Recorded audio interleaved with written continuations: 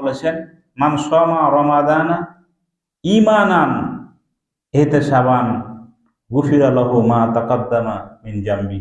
বলেন সুবহানাল্লাহ, বলেন সুবহানাল্লাহ। এই হাদিসের অর্থ কি জানেন?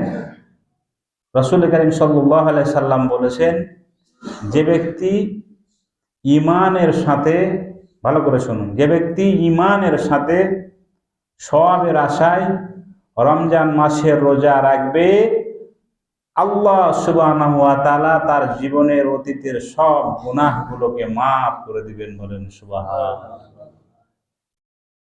ছোট ফজিলত না বড় ফজিলত? অনেক বড় ফজিলত। গুনাহ যদি আপনি মাফ করতে চান, গুনাহ আছে না ভাই? আমাদের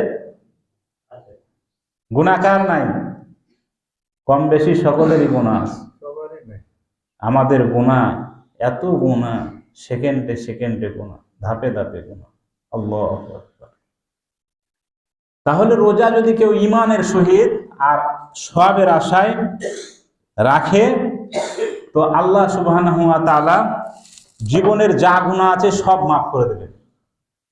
তাহলে এত বড় সুযোগ কি হাতছাড়া করা যায় বলেন? কত গুনাহ করলাম আর আল্লাহ বলছে রোজা রাখলে আমি মাফ করে দেব। আল্লাহ, বিশ্বনবী মুহাম্মদুর রাসূলুল্লাহ সাল্লাল্লাহু আলাইহি ওয়াসাল্লামের কথা। এ কথা কি মিথ্যা হতে পারে?